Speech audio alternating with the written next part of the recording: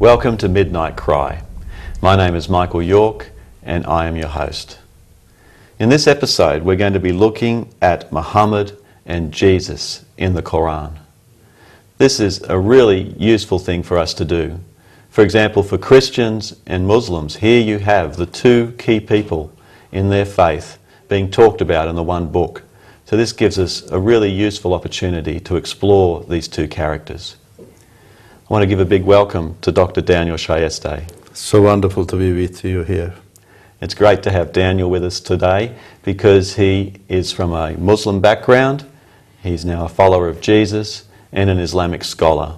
So all those things go together to help us explore Jesus and Muhammad in the Quran. Jesus is mentioned in the Quran many times. Daniel, is there any difference between the Jesus of the Quran and the Jesus of the Bible?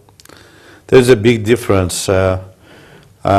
Jesus of the Quran is a mere man, and they treat him as a man, as a prophet.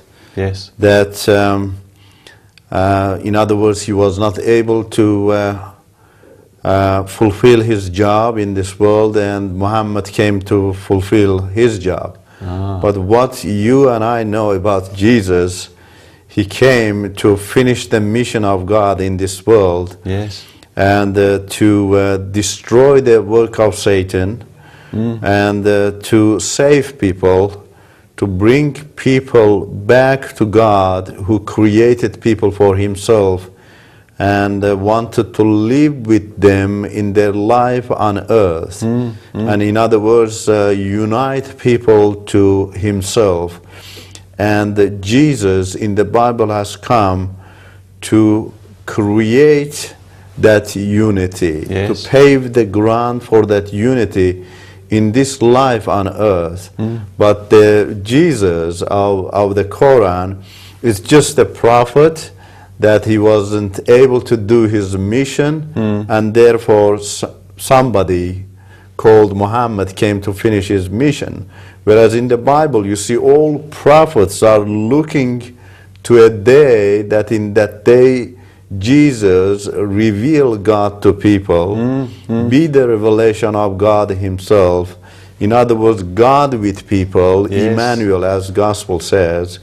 And so people unite with their Creator. So this is a great difference. There are many other differences if we want to evaluate the values of Islam or the philosophy of Islam. We see some of the deeper differences between the Jesus of the Quran and Jesus of the Bible. And there's many references to Jesus in the Quran. That's many. Been my There are many references because, as I mentioned in my one of the previous conversation with you, that Muhammad was strongly linked to the church in Mecca. His wife, his first wife, Khadija, was a church-going person, and in any difficulty and in issue, just she took his hand and just rushed to the priest, and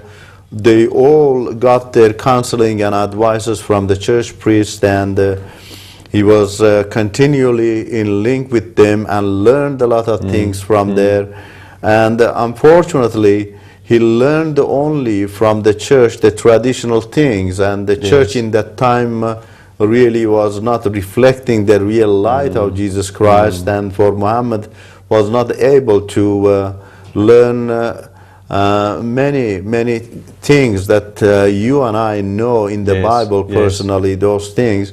And after he left Mecca and went to Medina, unfortunately, hostility started also between him and Christianity. He became hostile toward Christianity too, simply because of his vow and the oath he had toward that tribe he took refuge in, and for that he put pressure on Christianity, and after that he started to use Christian Gnosticism. Right. And unfortunately we see that the characteristics he described about Jesus in the second era of his ministry in Medina is just the Christian Gnosticism. Yes. In other words, the false Christianity of Jesus.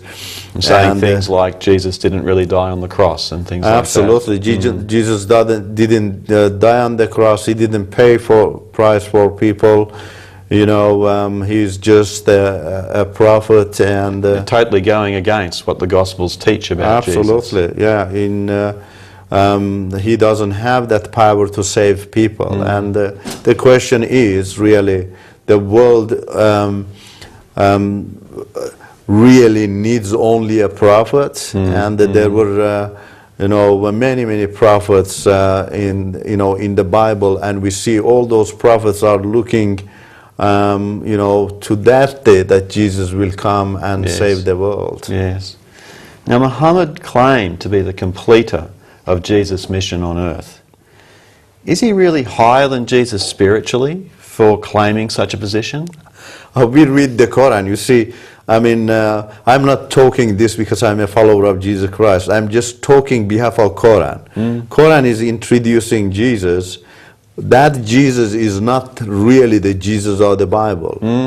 It's a prophet. But again, according to the Quran, all quality, Quran is attributing to Jesus. They are superior to the qualities of Muhammad. Quran says Jesus is Christ.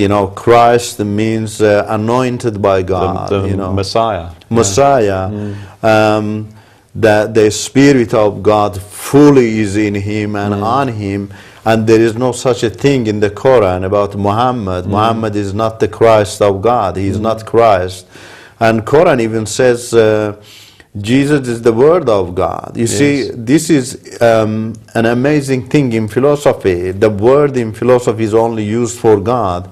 If you ask all religions and the Greek philosophy, ask them, that Greek philosophy that believes in God, ask them what is God, the definition for that is the Word. The Word is the definition, and Quran attributes that to Jesus. To Jesus, yes. And you ask them, and sometimes they say, well, that's just a nickname. Well, why this beautiful nickname was not attributed to Muhammad? Why Muhammad was not called by the Word of God? Yes. And then also Quran calls Jesus the Spirit of God. And Jesus is the Spirit of God. This is amazing. This is, in other words, is saying to you that Jesus is God. Who can be the Spirit of God but that God is Himself? That's God is Spirit. If you're calling somebody is the Spirit of God, that means He is God Himself. God revealed Himself in a man's shape, in a man's clothing, in a human form. I've heard it expressed as the visible expression of the invisible God. Amen. That makes sense, that God is able to reveal Himself in any shape because He is mighty, and He revealed Himself in a human form as Jesus. So our discussion is, Quran says He is the Spirit of God. It's exactly, especially when chapter 19, Surah Maryam, it speaks about Jesus. It's just a photocopy of some of the verses of Gospel of Luke. And that the Spirit of God became a perfect man. You see, again, this chapter says Jesus is perfect, and nowhere in the Quran says Muhammad is perfect. You see the spirituality there. But philosophically speaking, when you say Jesus is the Spirit of God, and also God is a Spirit, that says to you philosophically and doctrinally that Jesus is God. Whereas they are condemning Christians by calling Jesus as God. I have spoken, sometimes I had chance to talk to some Muslim leaders and scholars. They have said to me, oh no, He's just this small portion of God's Spirit. That philosophically doesn't make sense, doctrinally doesn't make sense, because you do not divide God's Spirit in portions, in pieces, because the Spirit is not material to divide it. When God says, I send my Spirit to Mary, that means my presence was Yes. there. I My went authentic myself. self. My authentic self. Absolutely. That's, you see, Quran never calls Muhammad the Spirit of God, even as a nickname. I mean, people have come, some scholars have come in the same chapter, have written inside the bracket that the Spirit of God is Archangel Michael. Ah, right. Well, that's wrong. Even according to the Quran is wrong, because Quran says that God never sent any spirit as a prophet. He sent prophets among people. So if you, Muslim, believe that Jesus is prophet, then why you're putting inside the bracket he is archangel? Jesus is not angel even according to the Quran, and it's not accepted. And also many other things written about Jesus. Jesus is the mercy of God. You know, he's kind, he's loving, he's mercy. But if you really read the Quran and Muhammad's life, you see his entire life was spent in war against pagans, against Jews, and against other Very people. Very discriminatory kind of behaviours. Absolutely. Yes. And he was not able to tolerate any other belief and religion there. So that cannot be called mercy. That everybody should understand that pious Muslim is harsh and terrorizing. In Arabic it says turhubuna bihi. It's just very harsh, very terrorizing. Is that called mercy? And Jesus healed the blind. Jesus, you know, healed sick people. Jesus gave life to the dead. None of them was done by Muhammad. So you see the superiority in every area. That's what's always struck me when I've seen all the references to Jesus in the Quran. Jesus is at such a higher level than Muhammad, which raises the question, why don't Muslims follow Jesus rather than Muhammad? That's an amazing question, and that's the question that we need to ask Muslim, because in their entire life they have never been challenged like that. They don't know their Quran, and they haven't got that opportunity to read that and to compare even the Jesus of the Quran with Jesus of Muhammad and say, what I am seeing here is amazing, that rather than following Muhammad, I need to follow Jesus, because Quran says Jesus is in heaven. But where is Muhammad? He died, but sadly in chapter 19 again, verses 68 to 72 says, all righteous, in other words, all righteous Muslims and unrighteous non-Muslims, they will be all gathered in hell, around the fire of the hell, not inside the blazing fire, but just beside that very scary situation, and they will wait for the last day that Allah will come and judge them. And isn't that so sad that the Prophet calls himself the best and seal of prophets, and he comes and dies, as a righteous Quran says, he is taken and sitting around the fire of hell, and with other righteous Muslims. But Quran said Jesus is in heaven.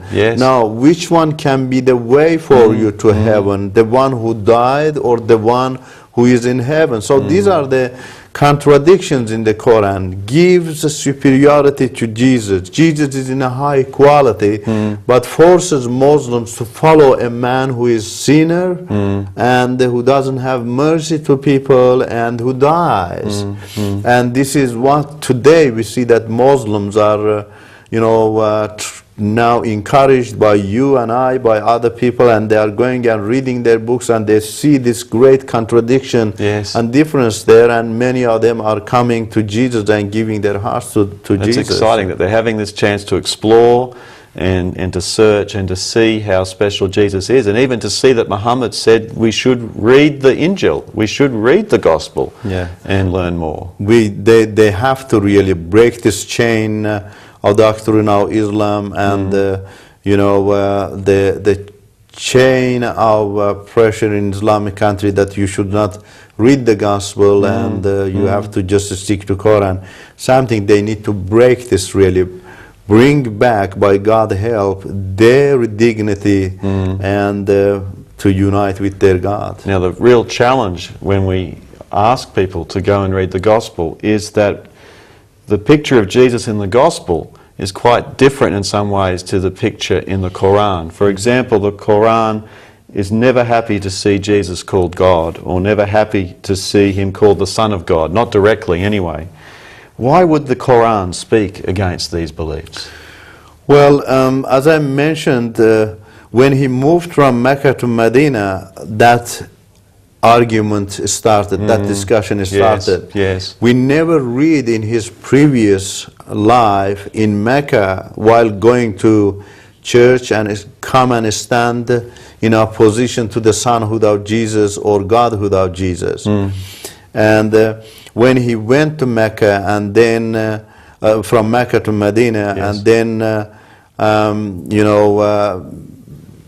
didn't show any interest in Christianity, and became hostile to Christianity, and also there was a challenge from Roman Empire toward him, and so scenario absolutely changed. And as I mentioned, the Gnosticism became the focal point in his words and in his attitudes. So once again we see the values, in this case the values of Jesus, being changed through the course of the Quran.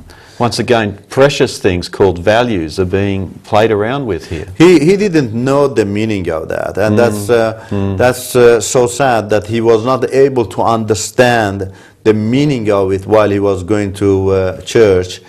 And that words, that amazing words, really didn't make sense to him, and therefore, very easily shifted. That when you call Jesus the Son of God, that doesn't mean a sexual relationship. That is speaking about a spiritual intimacy. Yes. That they are one, together. They are closer to each other. You and I are called the children of God.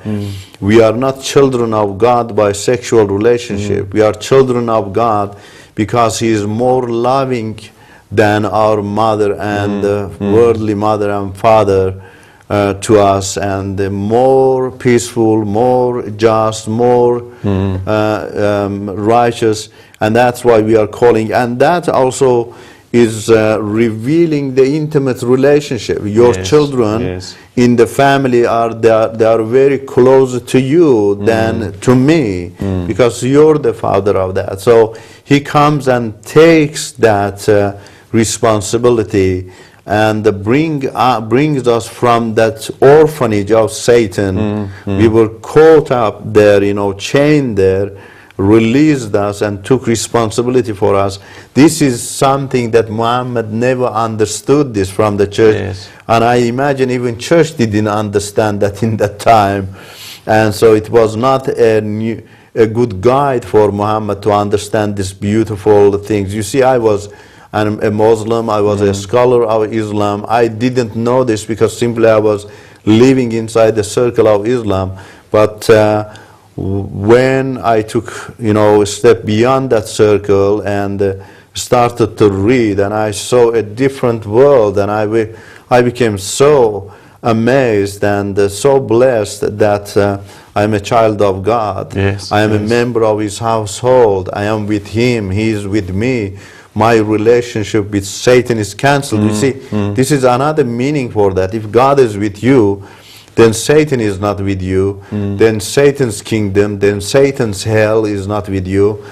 God's kingdom is with you. In other words, you're united with God for eternity, and you do not need to worry about your future because you're with God. It's an amazing confidence that God gives us through faith in Jesus. That's true. That confidence was not in Muhammad even. He didn't have that confidence. He didn't know about his future. Quran chapter 46 verse 9, chapter 31 verse 34, it says nobody knows about his future. It's so sad. He didn't know about his future, and he pushed people to follow him.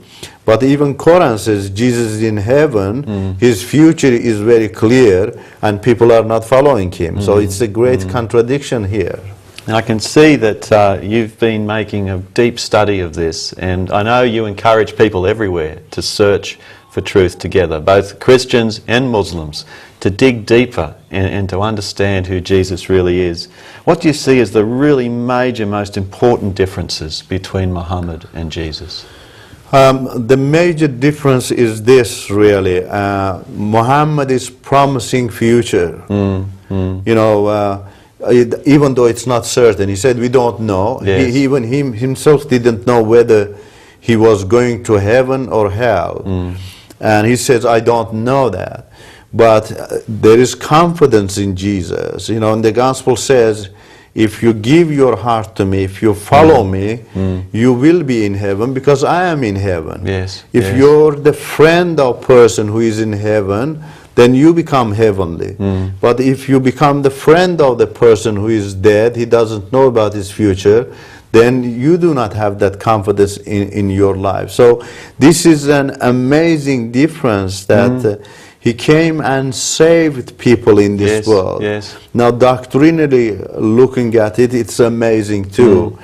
You know, it's teaching you, it's saying to you, look, if Satan was able to separate people from God in this life on earth, is God wicked than Satan to attract the attention of people, to pay cost, to pave the ground and bring them back to himself? So if the separation is the reality of this life, is a fact and truth in this life, then unity with God must be also the truth of this life. This is the teaching of Jesus that amazed me, that you have to unite with God in this life. Actually, unity, relationally speaking, means this life. If I have relationship with you, that means you're living, I am living. If any one of us is dead, you don't say, he is still my friend. He is dead, you know. So the relationship must happen here in this world. But Islam doesn't have it. Not Islam, Hinduism, all other religions do not have this. Only Christ brought that unity here. He is unity himself. He is the reconciliation between God and humankind and brought all of them together to live. Now the door is open now to everybody, to Muslim, to Hindus, to Buddhists, to come and follow Jesus. This is the good news of Jesus, isn't it? Yes. Good news. That's the good tiding, and that's why we believe in Christ. It's not just a theory, it's the living life. It's the fresh life with God, united with your Creator. You're living with Him. A depth of relationship and conversation with each other. It's a beautiful thing. You're right. You're right. It's absolutely right. Thank you so much, Daniel, for this opportunity to talk about Jesus and Muhammad in the Quran. And I think we've really seen just how special Jesus is and just the wonderful thing that Jesus did so that we could be friends with God. Thank you, Daniel, for spending this time with us today, looking at this very important question of Muhammad and Jesus in the Quran. It's a pleasure. And it's been so useful to have your Muslim background and now your Christian faith helping us to appreciate just how special Jesus is and how he truly has brought God and man together. Thank you so much. It's been wonderful to have you on Midnight Cry, and we look forward to you joining us again next time.